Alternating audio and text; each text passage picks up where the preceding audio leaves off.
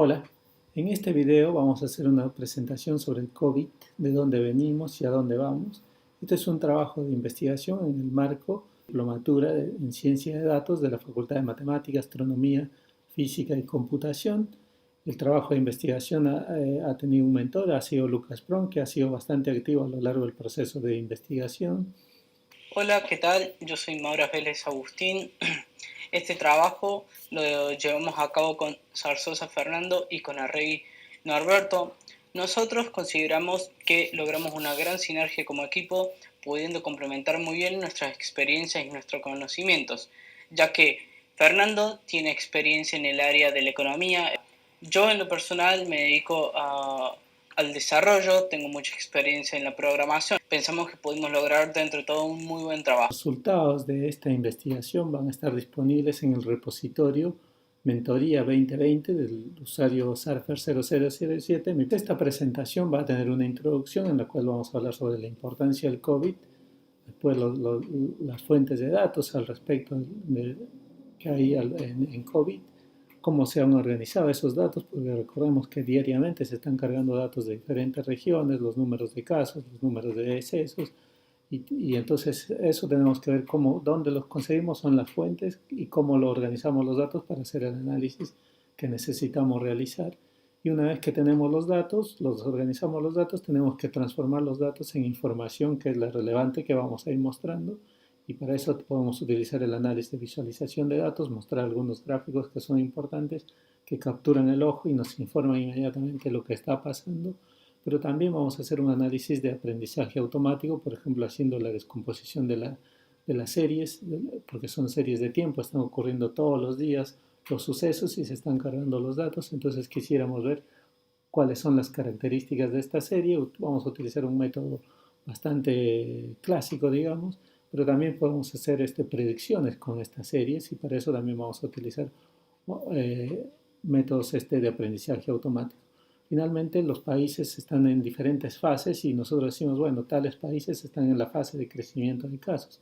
Eso sería como los identificamos por grupos. Bueno, para eso podemos hacer clustering, pero en este caso hacemos el clustering para series de tiempo, por eso está en series clustering y finalmente presentamos las conclusiones. El COVID, porque está afectando a todos los países en general, vemos que en los últimos 100 años es una de las epidemias más importantes de los últimos años, después de la que hubo en 1918. Y decimos, bueno, ¿cómo vemos esa importancia? Fijémonos solamente en el gráfico del COVID, que sería en términos de la población de cada país, y en este caso nosotros estamos viendo que en términos poblacionales es significativo y está afectando a todos los países. Países que están más comprometidos, por ejemplo, son los países de América en general, Estados Unidos, Chile, Brasil, Perú, y también está México, está el caso de Argentina, y los casos de los países europeos también son significativos, afectando a todos los países del mundo. Entonces nosotros diríamos, bueno, ¿cómo han hecho ese análisis? Entonces uno podría querer ver ese análisis y para eso vamos a ir a las fuentes. Para construir este trabajo obtuvimos los datos de diferentes fuentes. En un primer momento, a partir del dataset de Johns Hopkins University, del cual teníamos datos relacionados al COVID en todo el mundo. Luego de esto los relacionamos con los datos del Banco Mundial, que principalmente los que relacionábamos con datos poblacionales y clasificaciones de ingresos. Luego, para poder obtener una mayor granularidad específicamente en Argentina, obtuvimos datos de los sistemas Mapache. A su vez, el problema que tenían estos datos es que no estaban geolocalizados por provincias. Entonces nos conectamos a la API del Servicio de Normalización de Datos Geográficos de Argentina para poder agregarle estas geolocalizaciones a nuestros datos del sistema Mapache. Adentrándonos un poco más en la organización de nuestros datos, en un primer momento lo que había que hacer era homogeneizarlos, es decir, llevarlos a un mismo tipo de formato, ya que estos datos, al ser de diferentes fuentes, estaban representados de diferentes formas, ¿sí?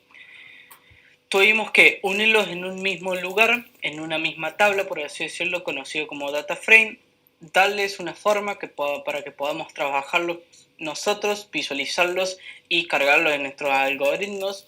A su vez, tuvimos que combinar diferentes tablas que nos proveían nuestras fuentes, ya que los casos confirmados y los casos de decesos de COVID estaban separados y nosotros los necesitábamos en una misma tabla. Al momento de ya unirlos en una misma tabla, deseamos generar nuevos campos de datos, por ejemplo, el acumulado de casos confirmados en cada día y el acumulado de decesos de cada día. A su vez, un reto que nos presentó las diferentes fuentes de datos era la diferencia horaria que había entre ellos. Entonces, a diferentes horas del día, algunos datos ya se actualizaban, pero otros no. Entonces, muchos ingresos nuevos de filas en nuestros datos tenían mucha cantidad de valores nulos. Por lo tanto, tuvimos que generar un algoritmo para que no nos agregue una fila con un dato nuevo en nuestra tabla hasta que no esté completa.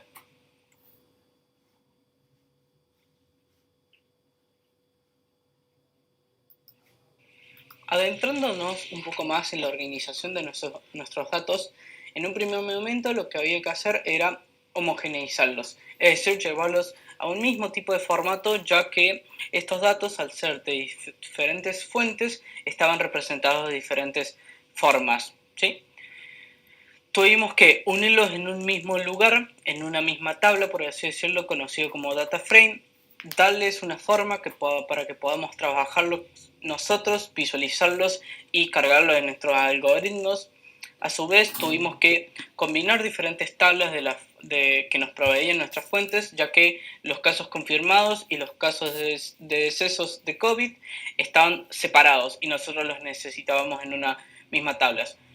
Al momento de ya unirlos en una misma tabla, deseamos generar nuevos campos de datos, por ejemplo, el acumulado de casos confirmados en cada día y el acumulado de decesos de cada día. A su vez, un reto que nos presentó las diferentes fuentes de datos era la diferencia horaria que había entre ellos. Entonces, a diferentes horas del día, algunos datos ya se actualizaban, pero otros no. Entonces, muchos ingresos nuevos de filas en nuestros datos tenían mucha cantidad de valores nulos. Por lo tanto, tuvimos que generar un algoritmo para que no nos agregue una fila con un dato nuevo en nuestra tabla hasta que no esté completa.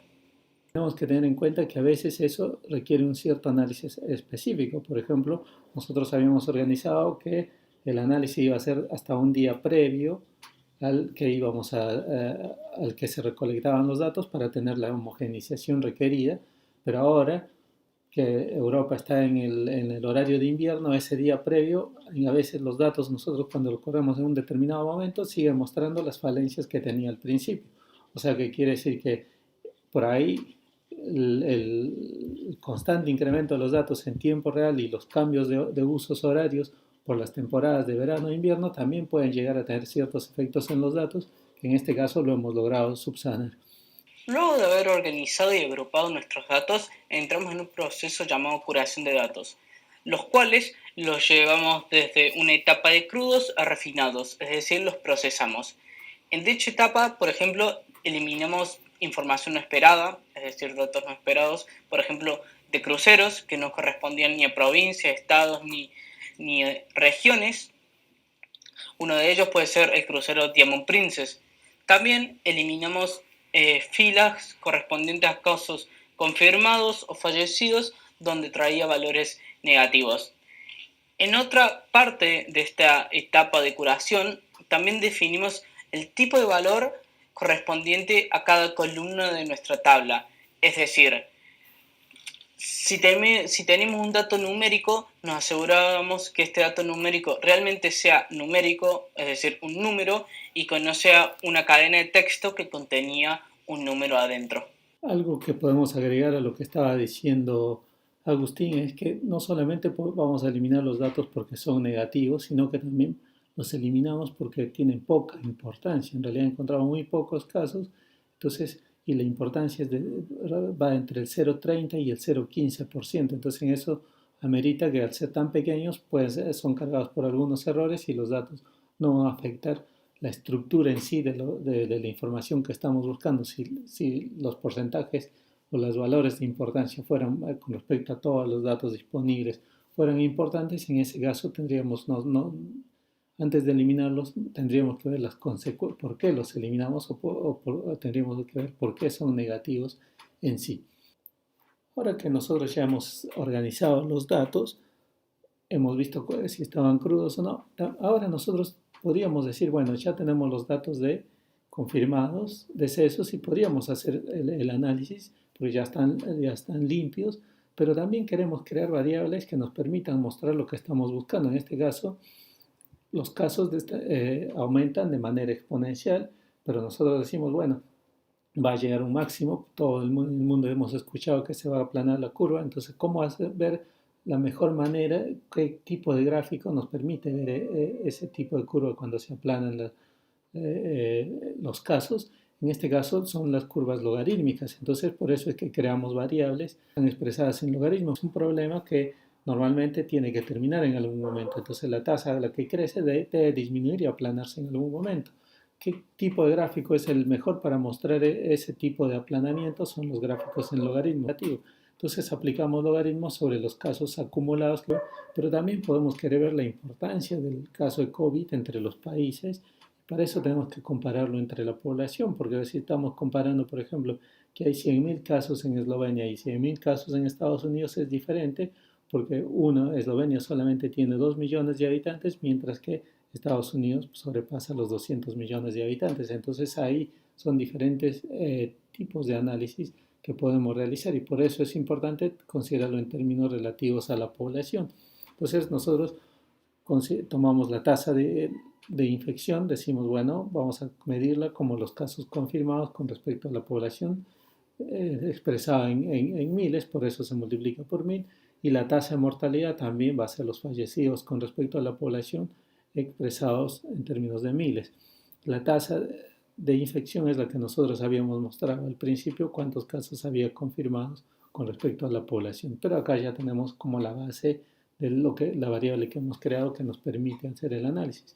Otra cosa que también hemos tratado de hacer es que la pandemia no es que afectó a todos los países, no empezó en el mismo momento para todos los países, sino que fue secuencial. Algunos países empezaron mucho más tarde, como por ejemplo en los países latinoamericanos. En Argentina los casos empezaron a partir de marzo en realidad. Entonces uno puede, al comparar los resultados, puede decir, bueno, en los primeros 2 meses Argentina y los países latinoamericanos fueron bastante eficientes con respecto al caso chino, pero eso nos estaría dando una visión, simplemente no teníamos casos. Entonces nosotros podríamos crear un subconjunto de datos en el cual considere que todos los países empiecen en el mismo punto de partida. Entonces eliminar todos los datos que tenían cero y decir, bueno, ahora sí comparamos todos en el mismo punto de partida, y ahí sí podemos ver desde el primer día en el que ocurrió en todos los países qué es lo que ha pasado con la curva de casos de COVID. Y eso es lo que hacemos, creamos un subconjunto, ya con la data que tenemos, un subconjunto de los mismos que nos ponga a todos los países en el mismo punto de partida. Entonces eso nos va a permitir dar un cierto tipo de análisis de cuál ha sido la eficacia de los países en controlar la pandemia. Acá, por ejemplo, tenemos las estadísticas descriptivas de las series generales. La primera es de las series 2. El promedio diario de casos sería de 45.139 totales, y el de muertes de 1.656 a la fecha. ¿Sí? Cuando nosotros decimos, bueno, pongamos a todos los países en el mismo punto de partida, y entonces ahora sí vamos a sumar más casos porque estamos considerando los países en el mismo punto en el que todos tienen casos. Entonces es normal que la media de las muertes y los casos confirmados y nuevos casos incrementen. Fijémonos en el caso de la media de los casos confirmados. Por ejemplo, antes era 45.000, si ahora hubiera empezado con todos, en la misma fecha ahora tendríamos como casos confirmados. Del total, diríamos, por país tendríamos como 86.534 casos. También esto nos permite ver la curva para el mundo, digamos, la curva de casos para el mundo como un todo va a tener estas mismas características, porque los datos globales de todo el mundo van a estar divididos por el número de países y el número de días que ha habido en la pandemia. Entonces, fijémonos que en este caso, al principio, teníamos en los primeros 30 días, 40 días, fuerte aumento de los casos, Esto está en el logaritmo para poder comparar y ver si está aplanada o no la curva, pero después tuvimos un periodo de aplanamiento muy pequeño para que después empiecen los casos de una manera significativa. Se puede decir que hemos llegado al máximo, a la parte aplanada. Nosotros vemos que la curva de decesos o muertes es un poco más aplanada porque a lo largo del proceso hemos aprendido el tratamiento de las muertes, digamos, los médicos han aprendido, entonces hay menos muertes y aun cuando está aumentando, es probablemente que no aumenten tanto como si no estuviéramos preparados, o sea, como si fuera al principio, pero en la curva de los casos totales todavía no sabemos si hay un máximo porque fíjense que acá hay como un punto de inflexión que todavía no determina que esté totalmente aplanada. Y más aún en los últimos, con lo que ha ocurrido en los últimos días, podemos esperar que esta curva empiece a tener un punto de inflexión y todavía siga creciente. Conjuntos de datos, decidimos crear los tan conocidos gráficos de cajas, ya que estos nos permiten ver muchas características de nuestros conjuntos de datos agrupados en una única imagen. Gracias, Agustín. Bueno, los gráficos de la izquierda son con los datos originales, los que habíamos calculado las medias. Por ejemplo, acá están las medias de casos de nuevos casos y de las nuevas muertes. El tercero es un gráfico combinado de los dos, pero nosotros vemos que cuando nosotros consideramos en el mismo comienzo, como habíamos visto en ese subconjunto, acá las medias son un poco más elevadas, y si estos dos gráficos lo mostrábamos el mes pasado, la cola o los brazos del boxplot eran pequeños, en cambio ahora se están alargando, y eso es porque justamente los últimos casos están ocurriendo, y entonces uno dice, hay casos que hoy día, por ejemplo, han explotado los casos, podemos decir, uno puede decir, bueno, es un outlier, todavía no sabemos un outlier, porque realmente eso puede reflejar un salto en la serie para niveles más elevados, simplemente está aumentando. Entonces, porque estamos tratando acá, hablando acá de series de tiempo, entonces hay que tener mucho en cuenta la dinámica de las series. En Notebook están los códigos para que se pueda aplicar a Argentina y a las provincias también. Es un dato que nos da una idea, pero que hay que tenerlo en cuenta que en el caso de series de tiempo hay que analizar bien si son los últimos datos que son mayores, son guarismos o son simplemente outliers. Hacer el análisis de los datos, ¿cierto? En la notebook están los datos de la distribución a lo largo del mundo de los casos confirmados, de los nuevos casos. Pero acá hemos, como es algo para compararlo entre los países, hemos decidido presentar los datos de la tasa de infección porque estamos teniendo en cuenta el tamaño de la población, por lo que había mencionado las diferencias. Lo que habíamos mencionado al principio, los países latinos o americanos, en realidad los países americanos están bastante comprometidos y tienen muchos casos. Los que más significativos son los casos de México, los casos de Perú, los casos de Colombia, Perú, Brasil, Chile y los países europeos, entre los que están figurando Italia y España. Decimos, bueno, ¿esto qué nos está mostrando? Nos está mostrando que el problema es significativo y que está ocurriendo fuertemente ahora, o al menos de acuerdo a los datos que tenemos en términos de población en América y en Europa, donde está ocurriendo con mayor significatividad. Las muertes, en cambio, si nosotros nos damos cuenta, acá los casos son un poco más concentrados. En cambio, en el caso de las muertes, como en realidad son más pequeñas y las muertes tienen una tendencia con respecto a la tasa de infectados, en realidad va a estar un poco más distribuida homogéneamente a lo largo del mundo y esto es lo que encontramos, por eso acá vemos menos colores que en el anterior, pero igual nosotros vemos que quien está liderando lamentablemente los casos de mortalidad es un país de América que es Perú, pero después los casos de Brasil, Bolivia y Chile, Colombia, Ecuador, Estados Unidos, México son significativos, mientras que en Europa también el caso de Italia es el caso que vislumbra porque nos está diciendo que de cada 10.000 habitantes hay 120 que no pueden pasar, terminan sucumbiendo ante el COVID. También podemos hacer un análisis un poco más específico. En este caso, la curva, estamos viendo los casos de Argentina para los casos confirmados, acumulados, y por ejemplo, vemos casos de decesos, y eso está disponible en la notebook de la mentoría. Dentro de la amplia gama de visualizaciones que llevamos a cabo en nuestro trabajo, decidimos hacer gráficos de frecuencia para los diferentes países, tanto para los casos confirmados como para la cantidad de decesos. En esta diapositiva podemos observar dichos gráficos para Argentina, Perú y Chile.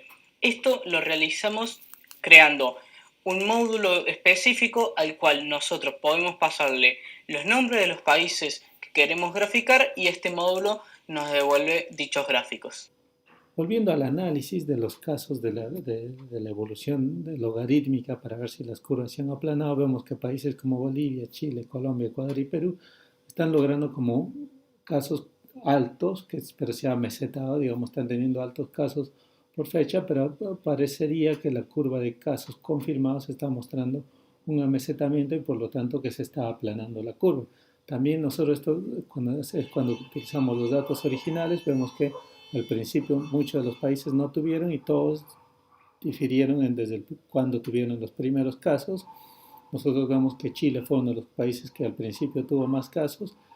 Tanto Chile como Ecuador son los países que tuvieron más casos, pero ahora vemos que Ecuador, por ejemplo, es un país ciertamente eficiente o con menos casos, tanto como Bolivia en este gráfico. Ahora, si nosotros analizamos el gráfico poniéndolos todos en el mismo punto de partida, acá es donde nosotros podemos ver cuál ha sido la eficiencia de todos los países, cuál ha sido el más eficiente al principio, por ejemplo. Vemos que Chile, nosotros acá decimos casos, pero cuando comparamos desde el principio, acá nosotros vamos a ver que Chile no fue al principio tan ineficiente como uno podría arguir. Entonces estos gráficos nos están mostrando un poco de las características de la curva y en los dos vemos que se está aplanando. Entonces uno dice, bueno, estamos llegando se está saturando el número de casos, estamos llegando al máximo. Pero ojo que puede haber una segunda ola. Por eso consideramos el caso de los países europeos, por ejemplo, en este caso Bélgica, Alemania, Italia, Luxemburgo, Eslovenia y España. Nosotros tenemos el caso original o el caso en el que todos tienen las mismas fechas. Nosotros vemos en cualquiera de los dos gráficos, podemos ver, por ejemplo, que la curva a partir de abril se empezó a aplanar, entonces en mayo ya teníamos una curva aplanada, mayo, junio en el verano, y uno podría decir, bueno, ahí ya se terminaron los casos, se acabó el COVID, pero vemos que no ha sido así, sino que en todos los países que estamos analizando acá hay un punto de inflexión, es en diferentes fechas, por ejemplo, pero vemos que el punto de inflexión está mostrando que ahora podemos estar pensando en una segunda ola. Podríamos decir, bueno, Bélgica, que ahora se está mencionando, es el país con muchos casos, pero si nosotros, como diríamos, nosotros nos está llevando por la cantidad de casos, pero si nosotros consideramos al país en términos relativos, consideramos a Eslovenia, por ejemplo, vemos que Eslovenia ya previamente a Bélgica ya su pendiente de casos, como tenía mucho menos casos, su pendiente ha empezado a aumentar, entonces la inflexión y el camino a la segunda ola puede haber empezado. Obviamente Eslovenia es un país más pequeño y es probablemente que se apliquen las mismas medidas que se aplicaron inicialmente para contener el virus y sea más exitoso que en el caso de Bélgica, pero ahora estamos esperando ver los resultados, ¿cierto? Son series de tiempo que están ocurriendo de un día para el otro. Uno puede decir, bueno, ¿y qué pasa con Argentina? ¿Qué? Buenos Aires, Cava y el Chaco y Formosa son los que tienen más o menos una curva aplanada, mientras que las demás provincias están en una parte ascendente. Está bueno, nosotros vemos que Córdoba, en relación a Buenos Aires y a Cava, tiene menos casos, pero si nosotros vemos las pendientes de Córdoba y Santa Fe, vemos que está más empinada y nosotros hemos analizado está en el notebook para los tipos de diferentes regiones, para el Cuyo, para la región del noroeste argentino, para la Patagonia. Entonces hay diferentes tipos de análisis. Ya que hemos analizado los datos en la evolución, sus características logarítmicas, podríamos decir, bueno, estamos haciendo series de tiempo, estamos interesados en conocer sus características en cuanto a tendencia, como una serie se compone, porque una serie se compone en tendencia, la estacionalidad que nos diría cómo en los días se van repitiendo, cómo los aumentos se van repitiendo en la misma magnitud de acuerdo a cierto día, entonces habría que conocer cómo esa es la influencia de los días y eso es lo que justamente se conoce como estacionalidad y lo que no es tendencia ni y estacionalidad es la irregularidad y eso que quisiéramos conocerlo, por ejemplo, entonces podríamos hacer un análisis de descomposición de series. Nuevamente, en la notebook se hace el análisis de descomposición de series utilizando algún algoritmo de tal manera que nosotros simplemente vamos a la notebook y cambiamos el país que estamos interesados y nos va a dar la descomposición de la serie correspondiente. Pero bueno, ya tenemos las series, ya hemos visto cuáles han sido sus características. También podemos estar interesados en hacer predicciones con la serie. Entonces decimos, bueno, vamos a hacer un modelo de aprendizaje automático que nos permita hacer predicciones. Hay muchos, como por ejemplo los modelos autorregresivos o los modelos ARIMA, pero en este caso hemos elegido uno muy sencillo para las series univariadas, que es el Prophet, el modelo Prophet, que es el modelo de Facebook, que es el Forecasting Model de Facebook, es un modelo bastante sencillo, es un modelo univariado, se aplica no hemos elegido aplicarlo sobre las series en logaritmo porque justamente queremos estimar si vamos a llegar al máximo o no vamos a llegar al máximo. Obviamente, uno cuando aplica un modelo quiere extraerle lo máximo del modelo y este modelo tiene una característica es importante que nos permite detectar los puntos de inflexión, ya sea porque había un shock o porque una política del gobierno dispuso una cuarentena, entonces cambió la forma de la curva. Bueno, entonces ese modelo va a permitir captar esas características, esos movimientos de la curva analizada. Y eso es importante porque después nosotros para cualquier otro análisis que podamos querer analizar, estos puntos de inflexión generalmente no son visibles, son latentes. Entonces esos puntos que nosotros estamos encontrando podríamos utilizarlo como variables también en otros análisis. Y es por eso que este modelo no solo sirve para predicciones, sino que nos puede proporcionar algunas variables latentes en cuanto a los puntos de inflexión o puntos de shock que han ocurrido, como en este caso son varios, porque acordémonos, en la pandemia se aplican diferentes medidas, cuarentena, cuando cuarentena, una al principio es solamente la cuarentena es flexible, después se endurece, entonces la cuarentena no funciona, los casos aumentan, se vuelven a imponer reglas adicionales, entonces tiene diferentes casos, entonces eso, los puntos de cambio, de inflexión, eso es un buen avance o un buen dato que se puede obtener de este modelo, además de las predicciones de corto plazo. Como nuevamente hemos dicho, los datos para que se pueden aplicar para cualquier país están los códigos en la notebook. Ahora que hemos hecho el análisis de predicción, podemos pasar a decir, bueno, los casos van evolucionando en los países de diferentes maneras, pero hay ciertas regularidades que se van repitiendo entre diferentes países. ¿Cómo conocer los grupos de países? Bueno, entonces podemos clusterizar.